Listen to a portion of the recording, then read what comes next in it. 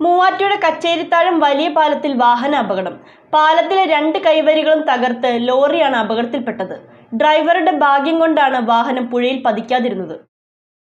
നഗര റോഡ് വികസനത്തിന് ശേഷമുള്ള റോഡിലെ അപകടങ്ങൾ മൂവാറ്റുപുഴ നഗരത്തിൽ തുടർക്കഥയാവുകയാണ്. കഴിഞ്ഞ രാത്രി മൂവാറ്റുപുഴ കച്ചേരിത്താഴം വലിയ പാലത്തിലാണ് അപകടമുണ്ടായത്. ഡ്രൈവറുടെ ഭാഗ്യം കൊണ്ടാണ് വാഹനം പുഴയിൽ പതിക്കാതിരുന്നത്. കച്ചേരിത്താഴത്ത് നിന്നും വന്ന ലോറി നടപ്പാതയോട് ചേർന്ന് നിർമ്മിച്ച ഇരുമ്പ് കൈവരിയും പാലത്തിന്റെ കോൺക്രീറ്റ് കൈവരിയും തകർത്താണ് നിന്നത്.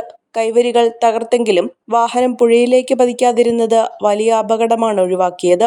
നഗര റോഡ് വികസനത്തിന് ശേഷം നിരവധി ഇത്തരത്തിലുള്ള അപകടങ്ങൾ നഗരത്തിൽ പതിവായിരിക്കുകയാണ്. വാഹനങ്ങളുടെ വേഗത കൂടുന്നതും അശ്രദ്ധമായ ഡ്രൈവിംഗുമാണ് ഇത്തരത്തിലുള്ള അപകടങ്ങളിലേക്ക് നയിക്കുന്നത്.